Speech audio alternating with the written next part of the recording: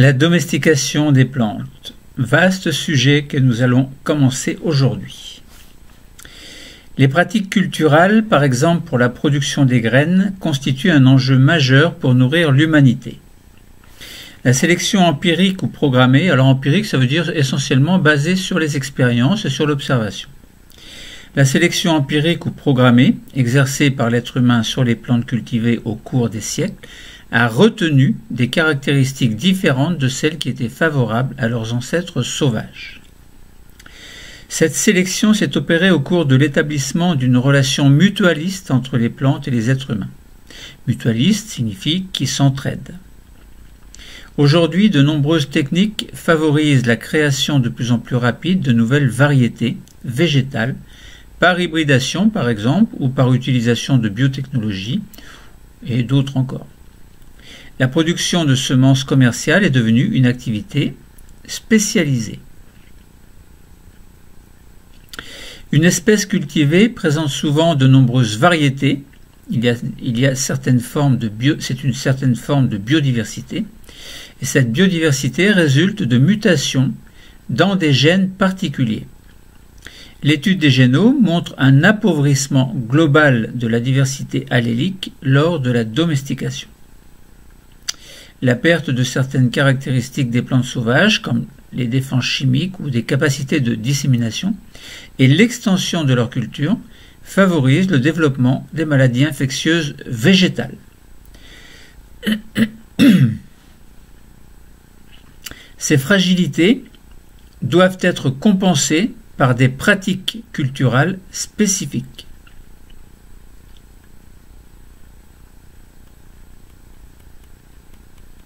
L'exploitation des ressources génétiques, historiques ou sauvages si elles existent, permet d'envisager de nouvelles méthodes de culture, par exemple réduction de l'usage d'intrants, limitation des ravageurs par lutte biologique, par exemple.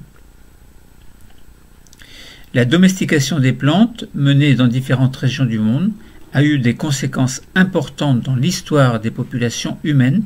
Elle a contribué à la sélection de caractères génétiques humains spécifiques. Il faut connaître quelques notions fondamentales telles que nous allons détailler après. Plantes sauvages, plantes domestiquées, diversité génétique, sélection artificielle, coévolution, évolution culturelle. Il faut comprendre comment l'humanité a domestiqué des espèces végétales variées afin d'optimiser leurs caractéristiques, par exemple rendement, facilité de récolte et bien d'autres encore, au détriment de leur diversité génétique initiale et de leur capacité à se reproduire sans l'intervention humaine. De manière réciproque, il faut comprendre que la domestication végétale a aussi eu une influence sur l'humanité. L'évolution culturelle du régime alimentaire, par exemple, a entraîné une évolution biologique des populations humaines. Il s'agit de distinguer différentes modalités d'action humaine sur le génome des plantes cultivées. Des plantes alimentaires sont étudiées comme exemple sans visée d'exhaustivité, évidemment. Alors vous allez pouvoir vous amuser à faire un travail en parallèle, c'est-à-dire vous allez pouvoir sélectionner des sites ou des manuels qui vont vous apporter certaines informations de votre choix. Par exemple, comparer une plante cultivée et des populations naturelles voisines présentant un phénotype sauvage. Ou bien identifier la diversité biologique de certaines plantes cultivées, par exemple la tomate, le chou, la pomme de terre. Vous pouvez également essayer de comprendre les enjeux de société relatifs à la production des semences en faisant vos propres recherches. Vous pouvez conduire un projet pour suivre une culture de semences commerciales sur plusieurs générations en prévoyant un protocole de comparaison des productions obtenues. Vous pouvez, si vous le souhaitez, identifier des caractères favorisés par la domestication, par exemple la taille, le rendement de croissance, le nombre de graines, la précocité, la déhiscence, la couleur, etc., etc. Vous pouvez recenser, extraire et organiser des informations sur des exemples d'utilisation de biotechnologie pour créer de nouvelles variétés. Par exemple, la transgénèse, l'édition génomique. Vous pouvez aussi recenser, extraire et exploiter des informations concernant des mécanismes protecteurs chez une plante sauvage, production de cuticules par exemple, de toxines, d'épines, etc. Et vous pouvez les comparer à ceux d'une plante cultivée. Vous pouvez vous amuser à recenser, extraire et exploiter des informations relatives aux risques induits par l'homogénéisation génétique des populations végétales, par exemple sensibilité aux maladies, telles la crise de la pomme de terre en Irlande, ou bien la conséquence d'une infection virale chez la banane. Vous pouvez analyser des informations sur la quantité d'amylase salivaire ou sur des gènes de synthèse des oméga 3 dans les populations humaines et établir le lien entre ces éléments et le régime alimentaire de ces populations. Donc vous voyez, il y a beaucoup de choses à faire, il y a beaucoup de choses à dire. C'est un cours un petit peu spécial qui est assez vaste. C'est pour ça que j'ai commencé par vous donner les informations qui étaient essentielles pour la première de spécialité.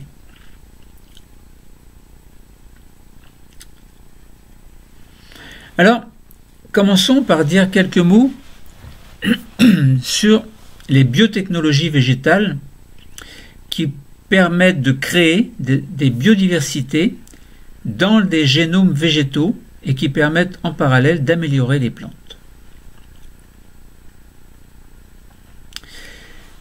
Alors, concernant les biotechnologies végétales, il y a des enjeux sociétaux correspondant à cette amélioration des plantes. L'amélioration part de la domestication et va vers des pratiques culturelles actuelles. Les biotechnologies apportent certains savoir-faire, certains principes, tels la biologie cellulaire pour la régénération, la biologie moléculaire et la génomique, et la création et l'utilisation de la biodiversité moléculaire. La transgénèse, par exemple, est une biotechnologie végétale, par exemple, mais pas que végétale. Mais quand on étudie l'historique des plantes ou la domestication des plantes, on parle évidemment de transgénèse végétale. Donc il y a des bases cellulaires et moléculaires de la transgénèse qu'il faut comprendre, du moins dans les grandes lignes, et on peut donner quelques exemples d'utilisation potentielle et montrer l'état actuel des cultures. Alors, au niveau mondial, donc l'évolution de la domestication des plantes est relativement rapide parce qu'il y a une demande très importante. L'humanité, le nombre de personnes dans l'humanité augmente et la demande est croissante concernant ces produits agricoles ou issus de l'agriculture. La population augmente. Il y a une certaine évolution des habitudes alimentaires. Il y a un épuisement du carbone fossile. Il y a nécessité d'augmenter de 70% la production de certaines pratiques culturelles et de certaines plantes, en tout cas, qui vont être domestiquées. Mais cette domestication des plantes se heurte à des contraintes de l'environnement. L'environnement est là, il réagit évidemment, entre guillemets, et la plante, quelquefois, doit s'adapter et pas forcément de la façon que l'on attend. Il y a des impacts de l'agriculture sur l'environnement. On fait face actuellement, et c'est pas fini, au changement climatique, donc un effet de serre relativement important qui est dû en partie à l'excédent de dioxyde de carbone qui est rejeté dans l'atmosphère. Donc concernant cette limitation des ressources, en fait, qui vont se heurter aux contraintes de l'environnement, eh bien l'homme doit réagir au niveau de ses terres agricoles, au niveau de l'eau, de l'énergie, des fertilisants, de la biodiversité. Donc il faut produire beaucoup plus et si possible produire en adéquation avec la nature. Donc il faut, et et c'est indispensable, intensifier de manière durable les choses qui vont être entreprises ou qui ont déjà commencé à être entreprises concernant cette domestication des plantes. Alors, évidemment, quand on dit domestication des plantes, on pense aux plantes sauvages, évidemment. Les plantes sauvages, on va les domestiquer. Ça veut dire quoi, les domestiquer? Bien, ça veut dire qu'on va les utiliser pour les bienfaits de l'humanité. Mais pas que de l'humanité, il y a les animaux aussi. Donc la population mondiale augmente et la consommation d'énergie augmente également.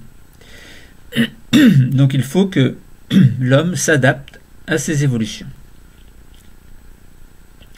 Alors concernant donc ce qui devrait être durable, donc cette intensification qui va durer concernant ces besoins énergétiques alimentaires entre guillemets, eh bien il y a une certaine organisation socio-économique et politique qui soutiennent le développement agricole.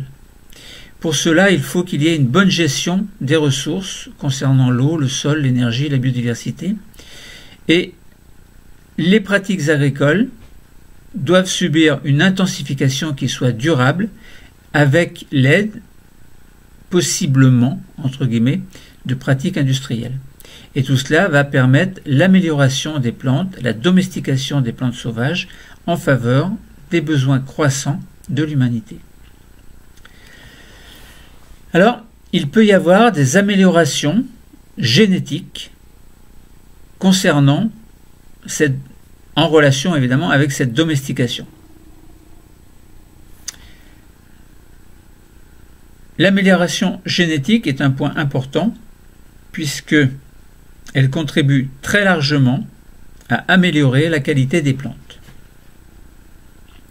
Il y a une augmentation des besoins en produits agricoles, toujours en relation, évidemment, avec l'alimentation, mais pas forcément que l'alimentation. Si par exemple on prend une maison, il faut construire une charpente en bois, eh bien on voit bien que l'amélioration des plantes peut concerner également le bois. Le bois qui va être utilisé pour diverses raisons. Les meubles également. Bon, la demande est très importante.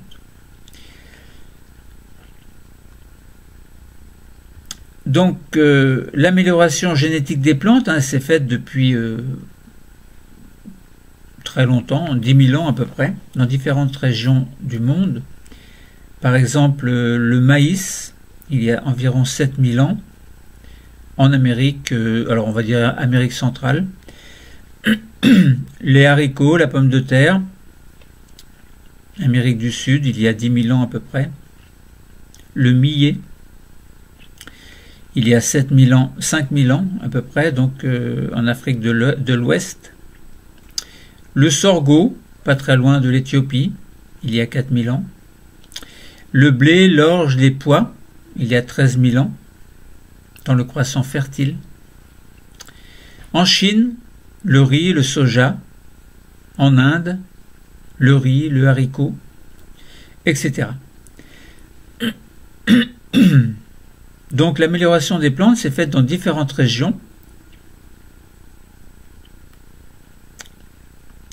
Alors concernant l'exemple du maïs, alors le maïs, son ancêtre sauvage serait le théocinthe, ou la théocinthe, on va dire la plante théocinthe, qui est présente en Amérique il y a très longtemps. Et puis il y a eu la domestication avec les premiers maïs qui sont apparus au Mexique. Alors à l'époque on produisait à peu près 1 quintal par hectare.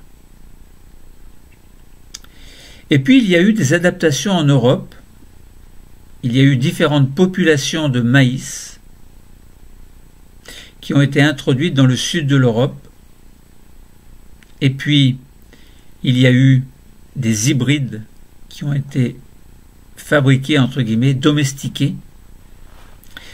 Donc il y a eu une extension des zones de culture et création des premiers hybrides qui permettaient d'avoir un rendement qui pouvait atteindre, et même dépasser, ou pas dépasser, 90 quintaux par hectare.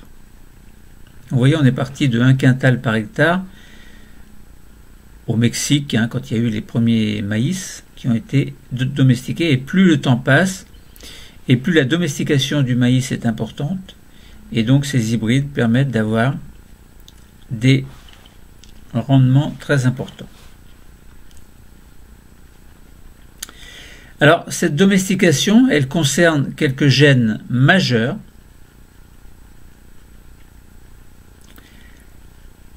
Par exemple, si on revient à la théocynthe rachis, maïs moderne, hybride. Pourquoi est-ce qu'il y a des transformations? Eh bien, il y a certains gènes majeurs concernés. Par exemple, le gène TB1 qui code pour un facteur de régulation de transcription. Vous vous souvenez ce que c'est la transcription? C'est la copie d'un gène sous forme d'ARN messager. Donc ce gène TB1, il va coder il code pour la régulation d'un facteur de transcription, le facteur TCP. Le gène TB1 contrôle la structure branchée de la plante chez la théocynthe, puisque si on prend un pied de maïs actuel, il y a un seul pied, une seule tige, avec des épis par-ci par-là. Mais sur la théocynthe, il y avait plusieurs tiges. Donc il y avait un axe principal, une tige principale, et à partir de cette tige principale, d'autres tiges secondaires poussaient. Et bien là, c'était sous le contrôle du gène TB1.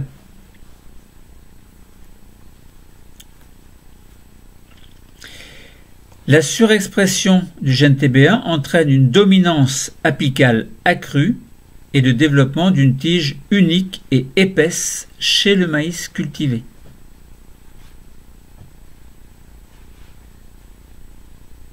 Donc vous avez compris? La surexpression du gène TB1. C'est quoi l'expression du gène? L'expression du gène, c'est le fait que ce gène va donner d'abord par transcription un ARN messager. Alors, il y aura plusieurs ARN messagers au départ, hein, parce qu'il va y avoir une maturation d'un certain nombre d'ARN messagers, mais on obtiendra un ARN messager principal qui va, par traduction, dans le cytoplasme évidemment des cellules végétales, donner une protéine. Donc ça veut dire que l'expression d'un gène va donner une protéine.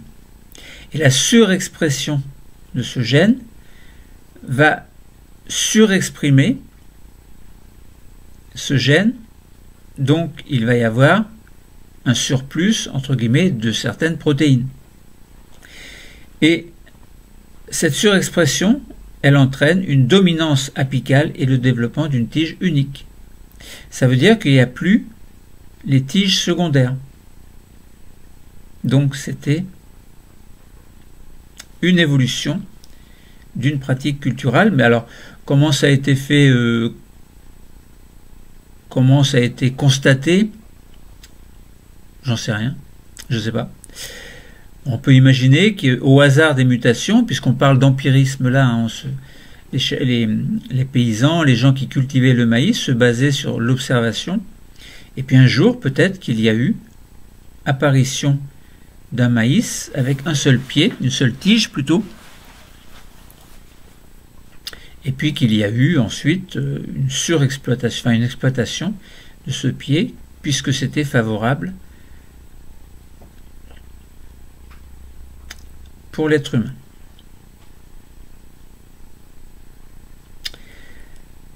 Alors, donc, quoi qu'il en soit, hein, l'homme a pu cultiver ce maïs dont le gène TB1 a été surexprimé suite à une mutation.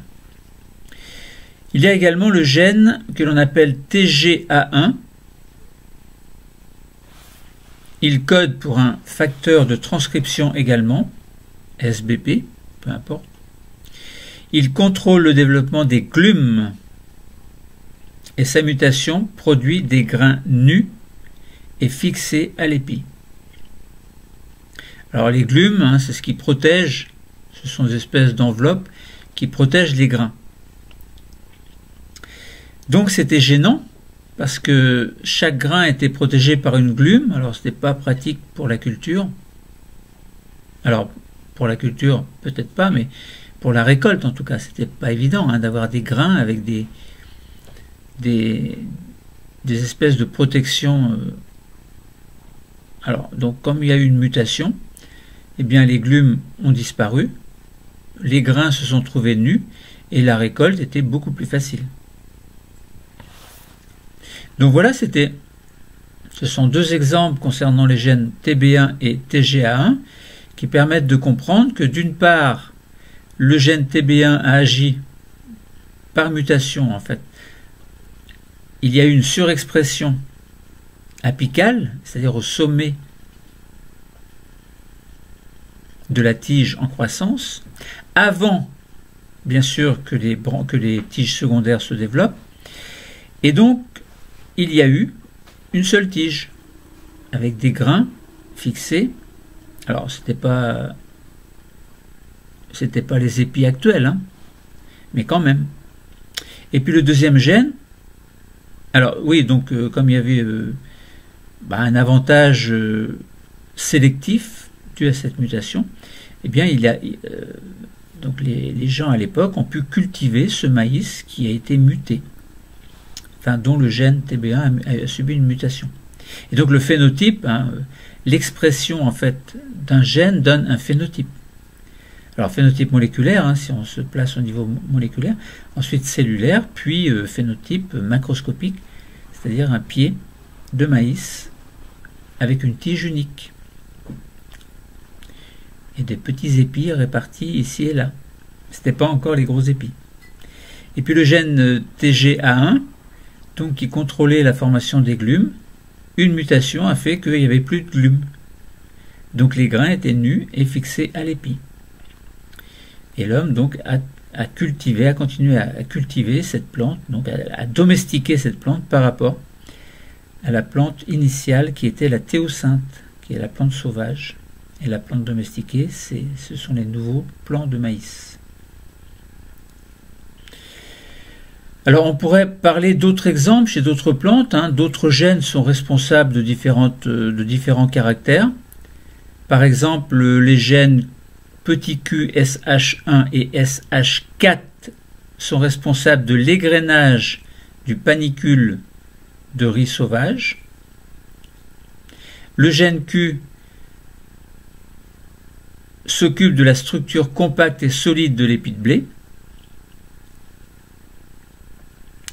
On peut également avoir des tailles réduites de plusieurs plantes, contrôlées par des homologues de gènes GA1, ou GAI plutôt, impliqués dans la biosynthèse d'une hormone chez le blé, le maïs ou le colza.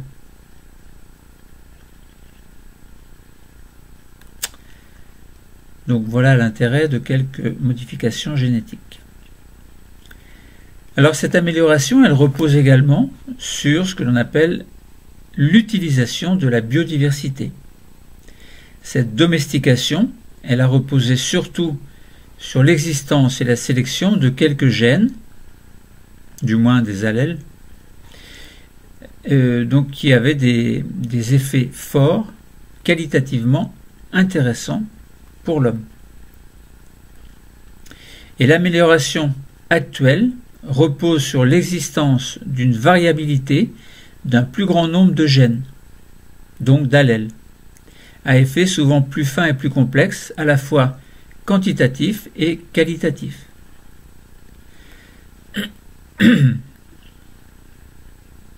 Si vous prenez les choux, par exemple, il y a plusieurs sortes de choux. Si vous prenez les maïs, il y a un nombre très important de sortes de maïs. Si vous prenez les courges ou les courgettes, il y a un nombre très important de formes, voire de couleurs de courgettes.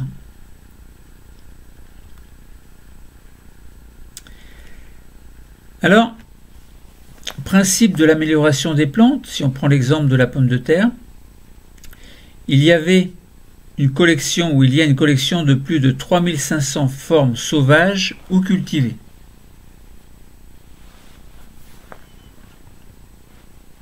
Donc vous voyez, chez la pomme de terre, il y a une grande diversité qui existe. Alors les formes sont toujours plus ou moins les mêmes, mais on peut avoir des textures différentes, la peau de couleurs différentes, on peut avoir des pommes de terre rouges ou roses, et des croisements entre individus choisis pour leur caractère intéressant pouvaient donner une nouvelle variété. Donc il faut sélectionner, les chercheurs ont sélectionné, ou les gens ont sélectionné certaines plantes. Alors s'il s'agissait d'empirisme, le cultivateur peut très bien se dire, tiens, j'ai un certain nombre de pommes de terre, je vais croiser deux pommes de terre intéressantes, enfin dont l'une a une propriété intéressante et l'autre a une autre propriété intéressante.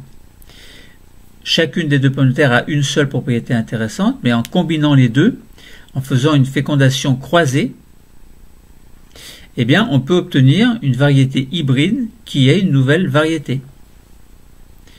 Donc ça veut dire qu'il faut choisir pour le croisement, si on décide de faire un croisement, par exemple dans le cas de la pomme de terre, mais ça peut être pour d'autres plantes, eh bien, on fait des croisements entre individus choisis pour leur caractère intéressant, et on obtient, à partir de souches pures, pour le gène correspondant et pour le caractère intéressant, puisque le caractère résulte toujours de l'expression d'un gène, évidemment. Donc ça veut dire qu'à partir de cet ADN, on obtient une protéine spéciale, on peut obtenir un caractère spécial. Alors cette protéine, c'est pas forcément, ça peut être une protéine enzymatique, hein. C'est pas forcément la protéine qui intervient directement sur la qualité de la pomme de terre. Mais ça peut être une enzyme qui fasse que un substrat va donner un produit, et ce produit justement qui pourrait être intéressant. Quoi qu'il en soit, à partir donc on peut obtenir un hybride, et puis on peut obtenir donc de nouvelles variétés. Donc lorsque l'on s'intéresse aux étapes de la sélection, il faut recenser le matériel génétique existant intéressant. Puis il faut, de manière empirique, on parle de l'empirisme, observer, choisir et croiser le matériel de départ. Alors on fait des croisements, des croisements en fait. On croise. On peut créer des lignées ou des parents de l'hybride. On peut fixer les caractères et on peut évaluer la valeur agronomique et technologique de la nouvelle variété, voir si c'est intéressant ou pas intéressant.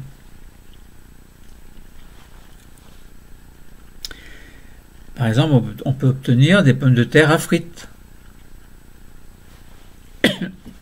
des pommes de terre plutôt à purée. Bon. Alors les méthodes de sélection évoluent évidemment.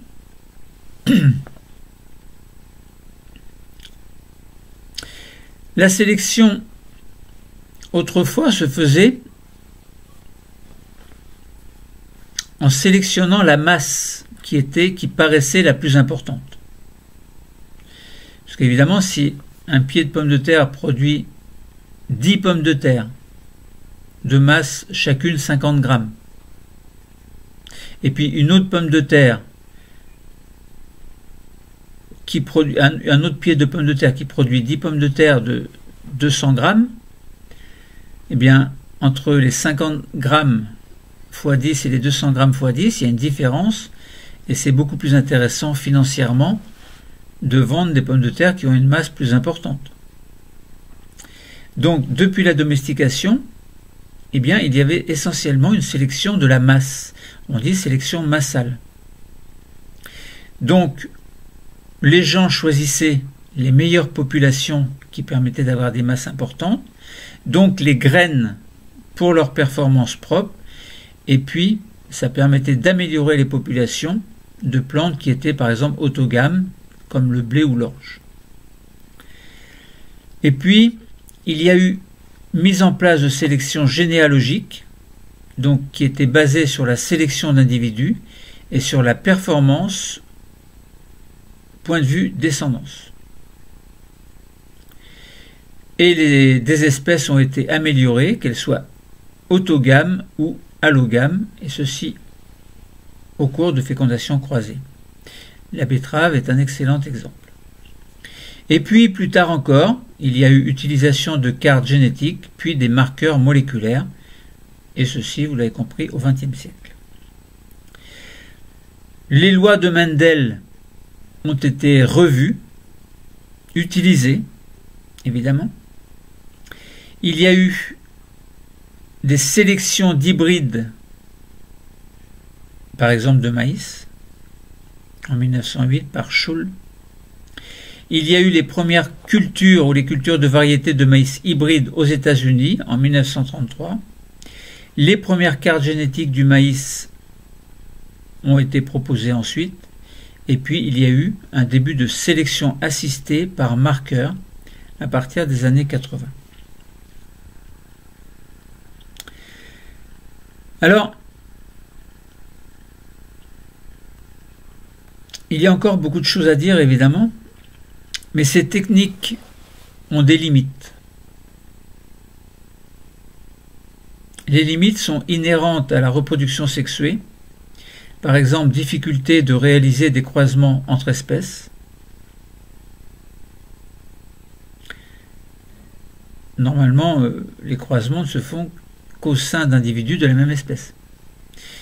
Mais si les gens veulent améliorer, domestiquer deux plantes d'espèces différentes en une seule plante, enfin les faire en sorte qu'il n'y ait qu'une seule plante au lieu qu'il y ait les deux types de plantes, on regroupe deux caractères intéressants dans une même plante, eh bien ça veut dire que c'est pas évident de croiser des espèces différentes. Donc il y a risque d'introduction de caractères indésirables dans la nouvelle variété et il y a des délais à respecter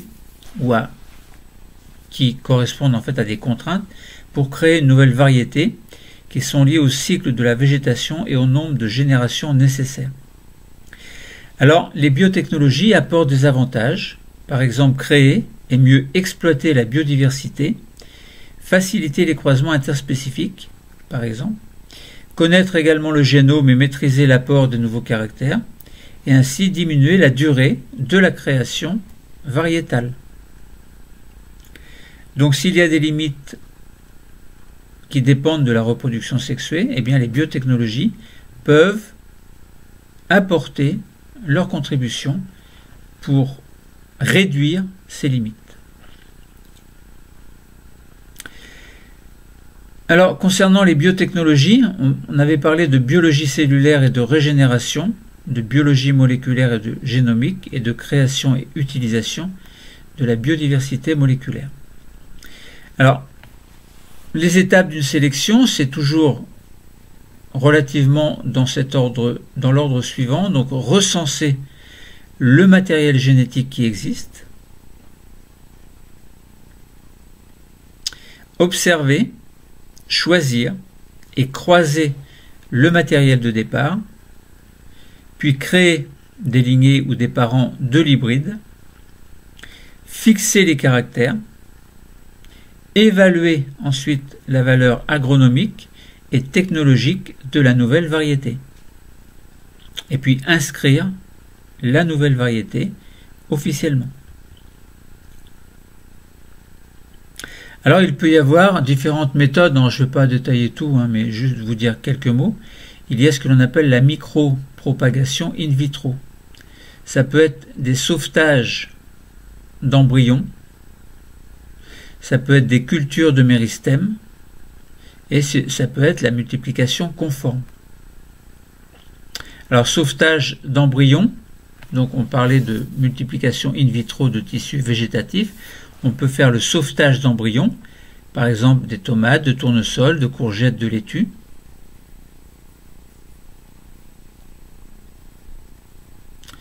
Culture de méristèmes. Alors les méristèmes, ce sont des zones où la division mitotique est très importante.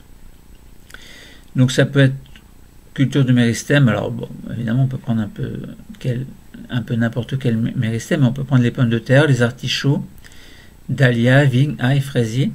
On peut faire également des micro-bouturages. Une bouture, hein, ça ne fait pas intervenir la fécondation sexuée, mais la fécondation asexuée. Autrement dit, on prend une tige avec au moins un bourgeon, on plante cette tige, et c'est une bouture. Ensuite, la plante va pousser. Grâce à la capacité de totipotence des cellules. Totipotence, c'est la faculté des cellules de n'importe quelle cellule, de n'importe quel tissu, de redonner quelque chose qui ressemble à la plante de départ. Autrement dit, elles ont, ces cellules, la capacité de redevenir des cellules embryonnaires. Entre guillemets, hein, bon. Voilà, donc on peut faire des bouturages d'un peu de tout, hein, de la vigne, de la framboise, du figuier, séquoia, du pin, eucalyptus, etc. Et l'application, eh bien, ce sera la propagation par clonage, évidemment, puisqu'on peut faire un grand nombre, on peut produire un grand nombre de clones dans un grand nombre de tubes à essai, et ensuite les replanter en terre, et puis ensuite les vendre, par exemple, ou les utiliser pour diverses raisons.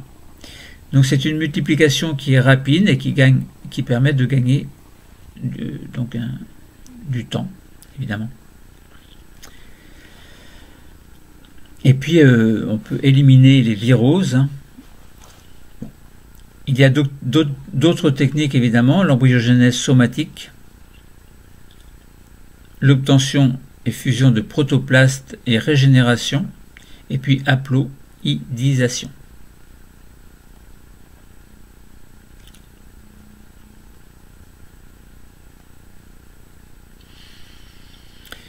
Alors concernant ces biotechnologies cellulaires, donc culture in vitro de cellules, de tissus et régénération. Alors il y a l'historique, hein, je ne vais pas vous donner tout en détail, mais globalement, en 1902, il y a eu la découverte de ce que l'on appelait la totipotence de cellules végétales. Donc n'importe quelle cellule était capable de redonner un végétal entier. Ensuite, il y a eu l'assainissement des cultures par culture de méristème de certaines plantes, le dahlia. Ensuite, il y a eu l'obtention des premiers embryons somatiques de carottes. Alors le soma, ça s'oppose au germin. Le germin, c'est ce qui est plutôt sexuel, donc les cellules sexuelles, et somatique, c'est toutes les cellules de la plante autres que sexuelles. Et puis il y a eu des plantes haploïdes, etc. etc. Bon, je ne vais pas faire le détail Donc des exemples de bouturage, hein, que vous allez pouvoir trouver sur internet. Hein. Il y a 11 000 ans, néolithique, le figuier par exemple, micro-bouturage, vous pouvez trouver des exemples également, par exemple le dahlia. Et puis développement industriel d'orchidées, de rosiers, etc. Alors, concernant l'embryogenèse somatique et le sauvetage d'embryons, l'embryogenèse somatique permet par exemple de produire des plants de conifères. Concernant le sauvetage d'embryons, on peut sauver par culture in vitro des embryons qui ne sont pas viables. Par exemple, des embryons obtenus par croisement entre tournesols cultivés et sauvages. Bon. Etc. Alors les protoplastes, on peut obtenir des protoplastes également. Donc les protoplastes, ça veut dire on enlève la paroi. Globalement, il reste que la cellule sans paroi. Donc les protoplastes ont une forme plutôt sphérique. Donc par exemple, on a un parenchyme de jeunes feuilles. On peut faire, à partir de ce parenchyme, donc une suspension de protoplastes. Et puis ensuite, faire fusionner, transformer, régénérer certaines parties de plantes, mais uniquement à partir du protoplaste, puisqu'on n'a pas l'inconvénient d'avoir la paroi qui est rigide. Donc on fait simplement pour passer, par exemple, du parenchyme de jeunes feuilles à la suspension de protoplastes, on fait par exemple ce que l'on appelle une digestion enzymatique de la paroi. Donc ça veut dire que la paroi disparaît. Donc il y a des enzymes de lyse de la paroi pectocellulosique, et on ajoute des éléments stabilisants, les sucres, sels minéraux par exemple, etc. L'application, c'est qu'on peut faire une fusion de protoplastes et régénérer une plante. Donc la maîtrise de la culture et de la fusion de protoplastes et de la régénération du colza, par exemple, ont permis la régénération de cybrides, qui sont des hybrides cytoplasmiques. Bon voilà, donc c'est un exemple d'application. Concernant l'haploïdisation ou l'aplodiploïdisation, c'est l'obtention d'individus qui proviennent d'un seul parent, sans fécondation. Après un doublement, donc spontané ou induit par diploïdisation, après doublement du nombre de chromosomes, cela va conduire à des lignées parfaitement homozygotes, 2 N purs, par exemple. Donc il y a un gain de temps, une efficacité évidemment très importante pour la fixation de certains caractères par rapport au cycle classique de croisement qui demande du temps. Bon. Donc la génomique de l'amélioration, on répète que l'objectif c'est de localiser, de séquencer les gènes, d'étudier leurs fonctions évidemment, et de les utiliser pour créer de la variabilité et donc en tant que marqueur pour la sélection. Donc ça concerne évidemment les étapes de la sélection qui permettaient de recenser le matériel génétique existant, d'observer, de choisir et de croiser le matériel de départ et de créer des lignées ou des parents hybrides. Ensuite, fixer les caractères, évidemment, évaluer la valeur agronomique, technologique de la nouvelle variété et puis inscrire ensuite la nouvelle variété. Alors, on pourrait bien sûr parler de l'étude du génome, l'étude de l'historique des génomes et de l'ADN, ce qu'on ne va pas faire, mais simplement savoir qu'il y a des bases à connaître, c'est que l'ADN, c'est le support moléculaire de l'information génétique, c'est un rappel. Donc c'est une chaîne à 2 brins de 4 molécules ATCG, et l'ADN a une structure identique chez tous les organismes vivants. Et sa réplication et sa transmission induisent des variations, donc il y a une évolution permanente des génomes.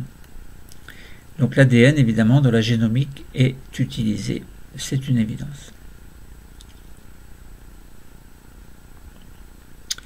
Bon, donc voilà pour quelques mots. Alors, certaines mutations sont utilisées évidemment. Les mutations s'accumulent en permanence avec les générations. Ce sont des erreurs de réplication ou ça peut être des erreurs de réparation de l'ADN également.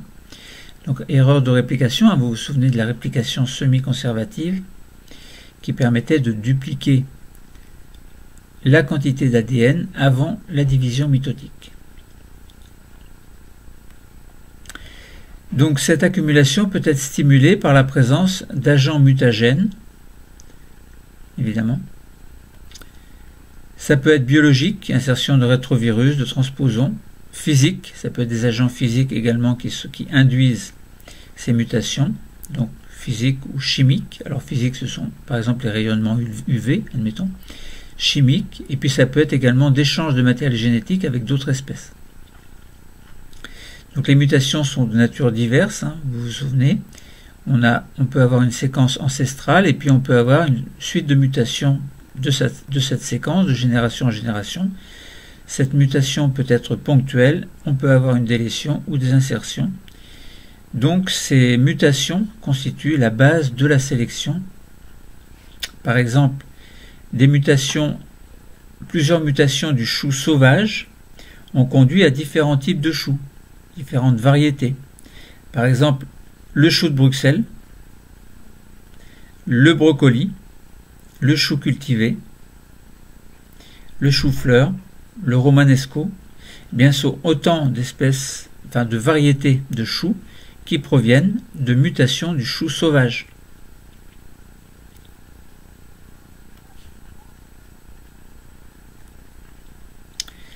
Alors on peut avoir acquisition de gènes par croisement interspécifique, ça a été le cas de la tomate, Donc 10% du génome, environ 3000 gènes des tomates cultivées, proviennent de croisements avec d'autres espèces. La plante sauvage, c'était Lycopersicon ancestral, qui a donné Lycopersicon esculentum, Lycopersicon pimpinellifolium, etc., etc. On peut avoir des croisements interspécifiques spontanés, ça a été le cas du blé par exemple. Ce sont des espèces créées par croisement interspécifique spontané. Donc il y avait le blé, Hexapolyploides, cotonnier, colza, moutarde, etc., etc. Ce n'est pas tout. Et cette polyploïdisation est une source importante de biodiversité. Alors, en gros, c'est une duplication du génome, en fait. Donc, elle peut être naturelle. Par exemple, dans le Caféier arabica, il y a 4 duplications de génome. 4 fois. 4 fois 11. 44. Chez la luzerne, par exemple, il y a 4 duplications également. 32. Les plantes d'aujourd'hui sont considérées comme diploïdes. Non, des plantes aujourd'hui considérées comme diploïdes sont d'anciens tétraploïdes. Par exemple, le maïs, la vigne, le peuplier, le fraisier. Donc on peut mettre en évidence au moins 3 duplications successives chez les dicotylédones. Cette polyploïdisation, donc duplication du génome, peut être induite et elle peut être à l'origine de nombreuses mutations, évidemment. Par exemple, on peut avoir des remaniements chromosomiques, quand on pense que l'on a 4 fois la duplication dans le Caféier arabica. On imagine que les mutations sont très importantes. Et on peut avoir donc de nombreux remaniements chromosomiques, désinsertion et délétion, activation de transposons, dérive rapide, évidemment régulation épigénétique, etc.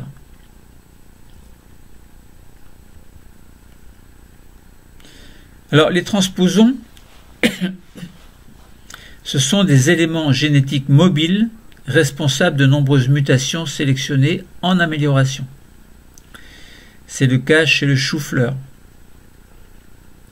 Sélection vers 1975 et insertion d'un rétrotransposon, par exemple. Donc on a une couleur blanche et puis on obtient une couleur orange. Également insertion d'un rétrotransposon, donc dans le raisin.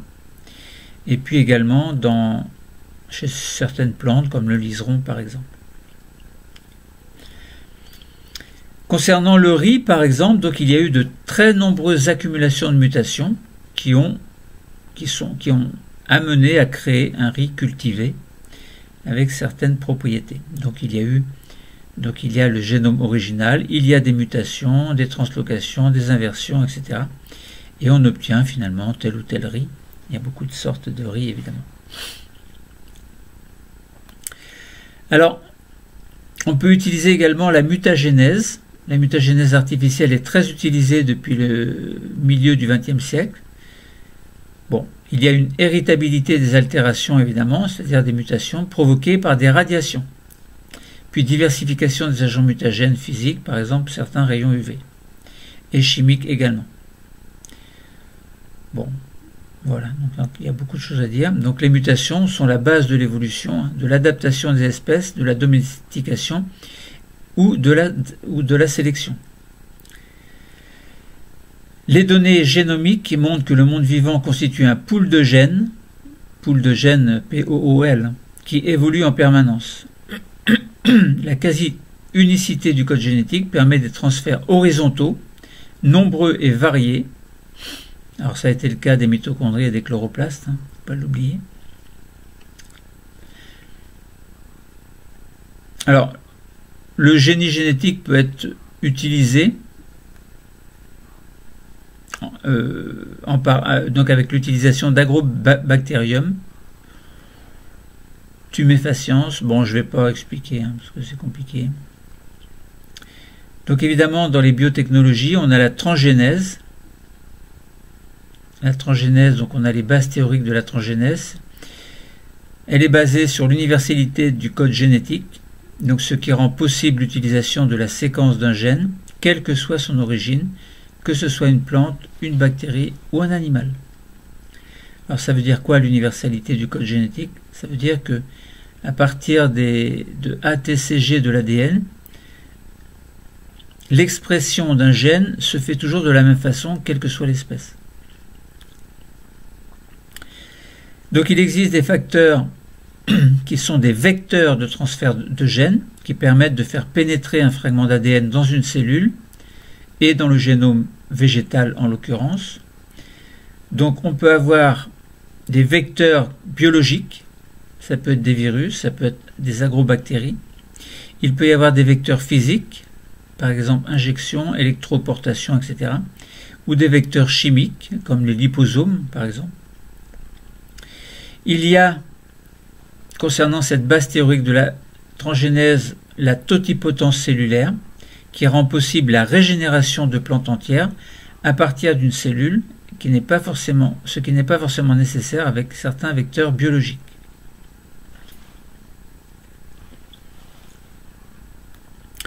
Alors on pourrait parler de l'ingénierie génétique et végétale et de son historique, ce que nous n'allons pas faire.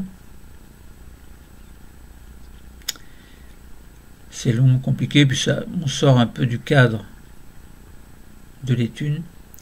Alors les étapes de la transgénèse, c'est pas compliqué, c'est identifier le gène d'intérêt sur un organisme porteur, isoler ce gène d'intérêt, l'intégrer, c'est-à-dire le gène d'intérêt est intégré dans une construction génétique, le multiplier, donc multiplier cette construction génétique, et puis ensuite transformation biologique, alors utilisation possible d'agrobactérium, transfert direct possible, microparticules enrobées d'ADN, bon, transférer le gène, le régénérer, etc. Mais avant ça, sélectionner les cellules transformées, et puis évaluer l'expression de ce gène, et ensuite incorporer par des croisements dans une variété commerciale. Bon, il y a plusieurs possibilités. En tout cas, on fait passer un gène d'une espèce à une autre, ou au sein de la même espèce. Alors la transgénèse a ses limites tout de même, c'est que le site d'insertion dans le génome reste aléatoire. Bon. Les nucléases sont utilisées également, donc des protéines, etc. etc. Bon, on sort du cadre. Des domaines d'application de la transgénèse, c'est l'agronomie, l'alimentation, l'industrie et la santé. Alors dans l'agronomie, il y a la résistance à des insectes. Ça veut dire que la transgénèse est utilisée pour que certaines plantes résistent à des insectes. Alors on n'est pas loin de parler d'OGM évidemment. La résistance à des maladies, résistance à des herbicides. L'alimentation est bien en relation avec les qualités nutritionnelles. Par exemple, une transgénèse peut améliorer la qualité de certaines plantes, peut améliorer la maturation des fruits, la transformation agroalimentaire. Concernant la santé, la transgénèse peut permettre de produire des vaccins, des protéines humaines, produits sanguins, etc. Dans l'industrie, ça peut être fabrication de pâte à papier, d'huile industrielle, de colorants, etc. Donc vous voyez qu'il y a beaucoup d'applications de la transgénèse qui font quelquefois peur. Il y a des applications agronomiques également, donc concernant les maladies et les ravageurs, donc il y a perte de récolte quelquefois, mais si on utilise la transgénèse pour les applications agronomiques, eh bien ça peut être intéressant, notamment résistance aux insectes, à des maladies, à des herbicides. Alors ça fait un peu peur quand on dit une plante résiste aux herbicides. Ça veut dire qu'elle absorbe les herbicides, les conserve, et nous quand on va manger les plantes, bon, je vous laisse juger. Ensuite, il y a des stratégies antivirales concernant ces pratiques de transgénèse. D'autres exemples de résistance aux insectes, par exemple résistance aux pucerons chez le melon. Donc il y a très peu de solutions conventionnelles. On peut avoir des solutions transgéniques qui existent. Production par la plante d'une protéine toxique pour certaines larves de lépidoptères par exemple. Donc voilà. Donc on peut avoir des résistances, tolérance au stress abiotique, tolérance aux métaux toxiques, stress hydrique, de nombreux gènes candidats testés, par exemple la tomate résistante au sel. Il y a évidemment des améliorations de la qualité, donc la qualité industrielle ou nutritionnelle. Par exemple, concernant le colza, on peut avoir une augmentation de la teneur en huile de la graine, un doublement de la teneur en sucre de la canne à sucre, une adaptation de la biomasse ligno-cellulosique à ses usages, ou la modification de la structure de l'amidon par exemple. On peut avoir un enrichissement du riz en provitamine A, par exemple c'est le cas du riz doré. Bon. Un autre exemple d'application industrielle, c'est la pomme de terre produisant uniquement de l'amylopectine. Alors l'amylopectine s'oppose à l'amylose. Enfin, s'oppose, c'est un grand mot. L'amylose, c'est une succession de glucoses qui sont fixés entre eux, mais pas dans les 3 dimensions. Alors que l'amylopectine, ce sont des molécules de glucose qui sont connectées entre elles, associées entre elles en fait, mais dans les 3 dimensions. Donc il y a pommes de terre produisant uniquement de l'amylopectine, donc dans les 3 dimensions, c'est sucre. L'intérêt industriel, donc c'est un épaississant, amidon à haut poids moléculaire, de faible teneur en lipides et protéines. Il est transparent et de bonne solubilité. On peut utiliser des papiers, donc peut être utilisé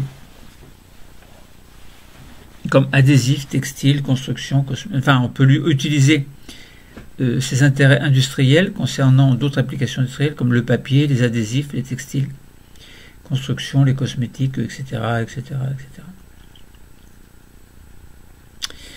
Bon voilà, donc les OGM existent, bon je ne vais pas trop en parler aujourd'hui. Donc ça veut dire que les espèces vont évoluer continuellement et les hommes ont mis à profit cette variabilité pour adapter les végétaux cultivés à leurs besoins. Il est toujours nécessaire d'améliorer les plantes pour répondre à l'évolution des contraintes biotiques, par exemple des maladies ou des prédateurs, et assurer des rendements minimums. De nouveaux objectifs de qualité et de durabilité s'y ajoutent. Les méthodes classiques de sélection sont nécessaires, en particulier pour les caractères quantitatifs et multigéniques. Le développement de la génomique facilite et augmente la puissance de ces approches et ouvre de nouvelles perspectives de sélection génomique. Les biotechnologies permettent d'élargir la base génétique utilisable, par exemple les gènes bactériens ou de levure, et en faisant progresser les connaissances, d'envisager une véritable ingénierie génétique. Elles permettent, ces biotechnologies, donc également de réduire considérablement le temps d'introgression des caractères d'intérêt dans de nombreuses variétés locales adaptées. Les biotechnologies ne modifient pas les contraintes classiques qui s'imposent à l'amélioration des plantes et à l'agriculture, par exemple maintien de la biodiversité, apparition de résistance aux herbicides, maladies, vecteurs, donc prédateurs ou d'effets non attendus. Mais elles offrent les outils nécessaires pour y répondre. Que cela soit pour l'amélioration conventionnelle ou reposant sur les biotechnologies, la disponibilité et diffusion des ressources génétiques reste un facteur clé et stratégique.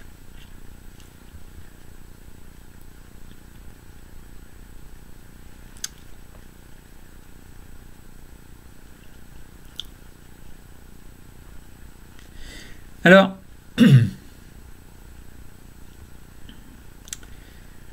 donc on a déjà beaucoup parlé, mais c'est pas fini parce qu'on passe donc, concernant cette domestication des plantes, passe des plantes sauvages aux plantes domestiquées. Ça veut dire que il y a des parents sauvages des plantes domestiquées qui, par domestication et sélection naturelle, grâce à des mutations et à des phénomènes de polyploïdisation, on va pouvoir obtenir des variétés anciennes de plantes domestiquées. Et puis, nouvelle sélection artificielle, nouvelles mutations vont donner des variétés modernes de plantes domestiquées. Mais il peut y avoir dans ces plantes des sensibilités, par exemple sensibilité aux maladies et bioagresseurs. Alors quand on parle de plantes domestiquées, d'abord domestiquer ça veut dire quoi? Eh bien, c'est un processus qui repose principalement sur la sélection artificielle consistant à favoriser les caractères utiles humains au cours de la reproduction de plantes et d'animaux initialement sauvages. Par conséquent, la plante domestiquée, c'est une espèce végétale propre à la consommation et cultivée par les humains.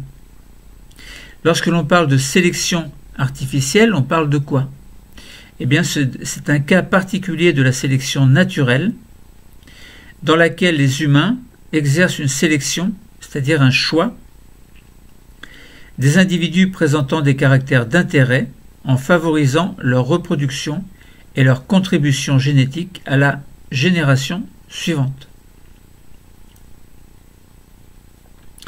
Lorsque l'on parle de variété, on parle de quoi? Eh bien, c'est un sous-ensemble d'une espèce qui regroupe des individus ayant des caractères phénotypiques semblables.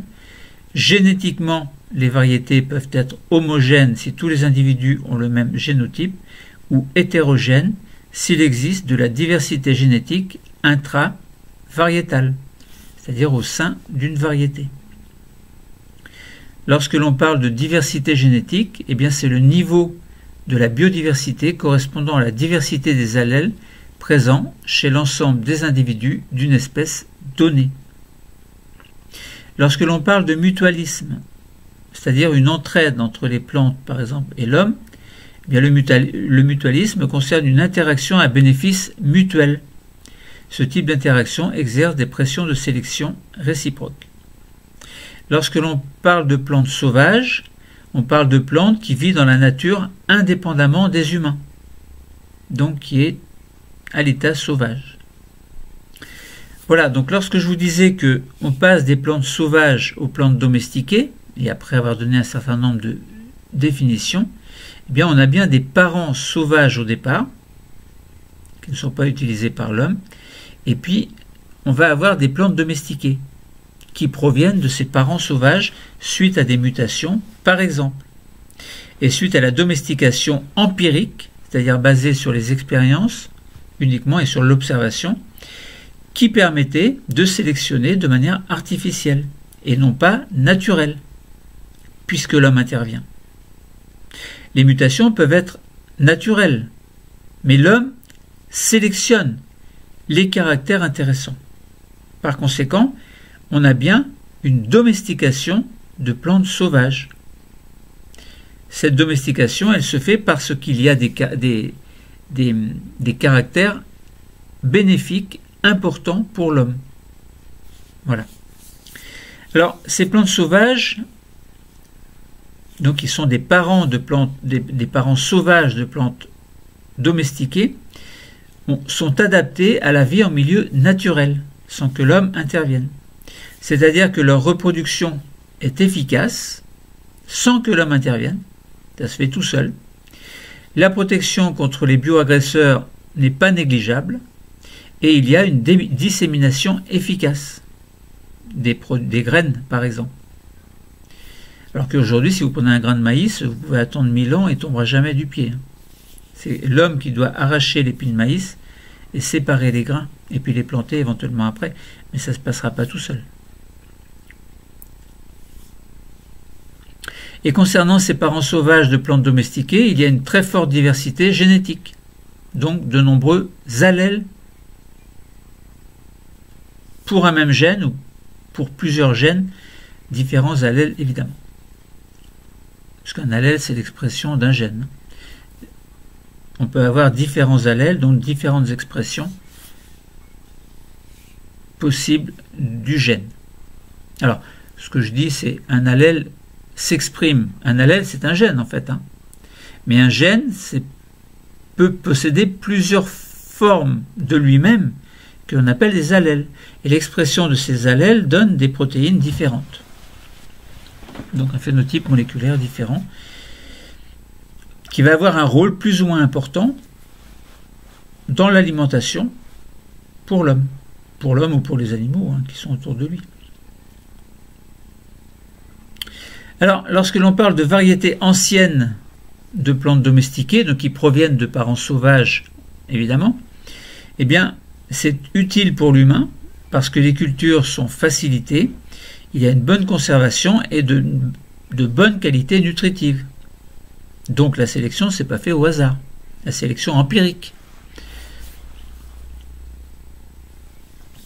Par contre, là, on n'a plus cette forte diversité génétique.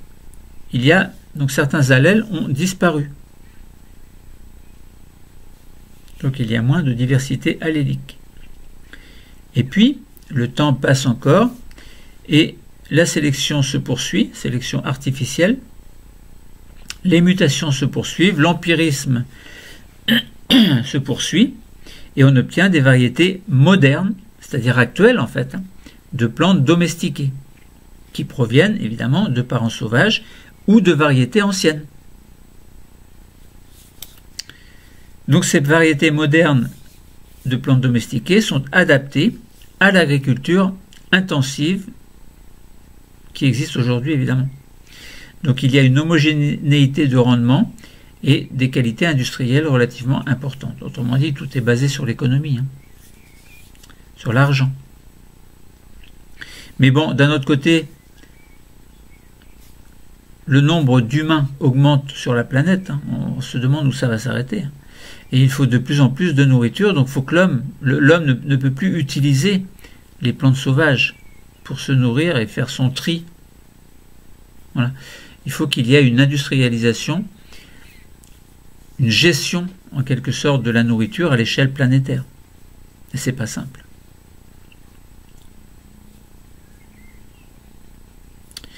Alors, donc ça veut dire qu'on est passé donc de plantes sauvages aux plantes domestiquées. Donc on parle de domestication végétale évidemment. Donc en cultivant les plantes, les hommes ont sélectionné évidemment progressivement certains caractères qui les intéressaient et ont cultivé ces plantes domestiquées en fait, mais ont oublié un petit peu les parents sauvages.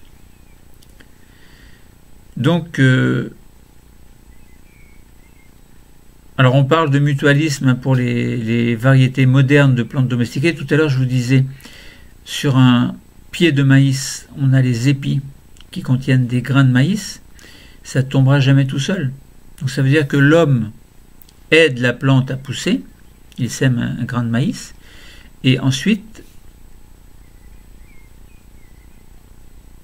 le maïs donne à partir d'un grain, donc plusieurs épis de maïs, donc un nombre très important de grains sur plusieurs épis, donc les deux s'entraident en fait. Ça veut dire que l'homme fait pousser le maïs et le maïs lui apporte des résultats.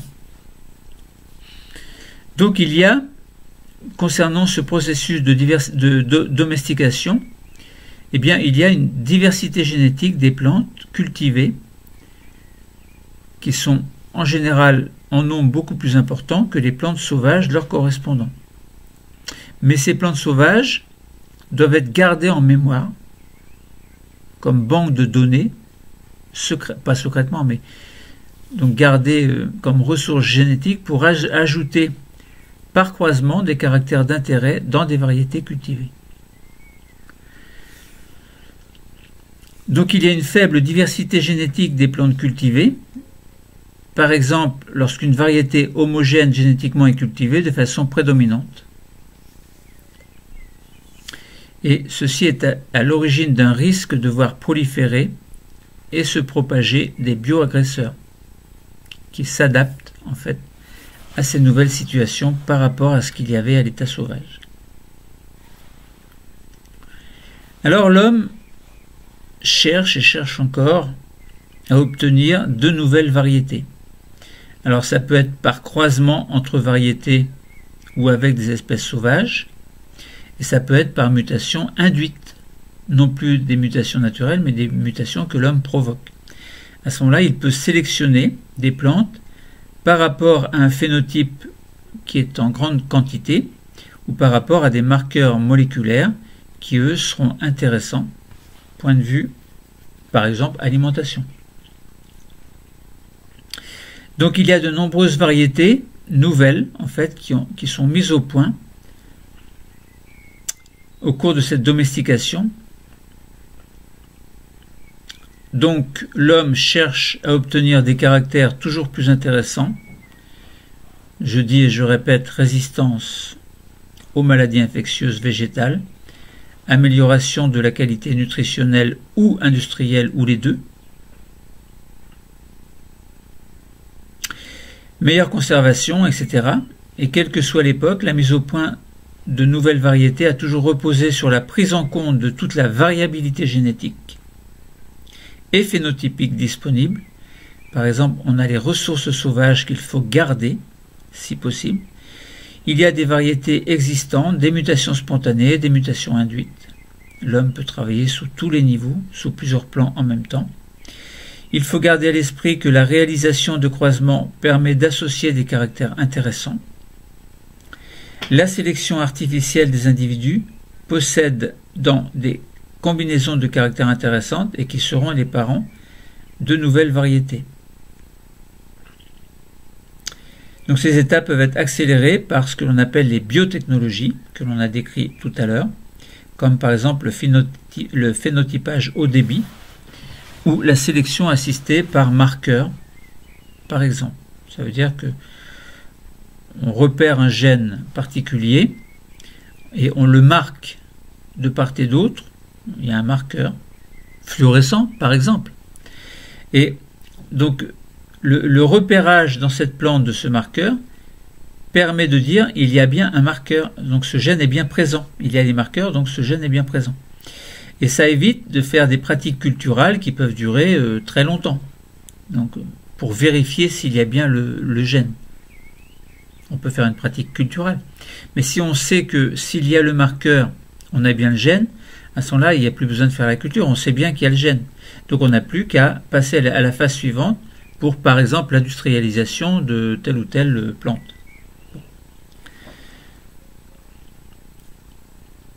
Ensuite, la domestication des plantes peut interagir avec l'évolution humaine également, évidemment. Alors on peut imaginer plein de choses, hein. Par exemple la mastication, les aliments riches en amidon, qui augmente le nombre de copies du gène de certains enzymes. Voilà. Ça peut être la source différente d'acides gras, par exemple poissons et légumes, augmentation de la diversité allélique du gène de certains enzymes. Donc ça veut dire que on peut avoir des changements de régime alimentaire en relation avec l'évolution humaine et en relation évidemment avec cette domestication des plantes. L'alimentation exerce une pression de sélection importante qui a un retentissement sur l'évolution humaine. Par exemple, des populations qui ont des régimes riches en amidon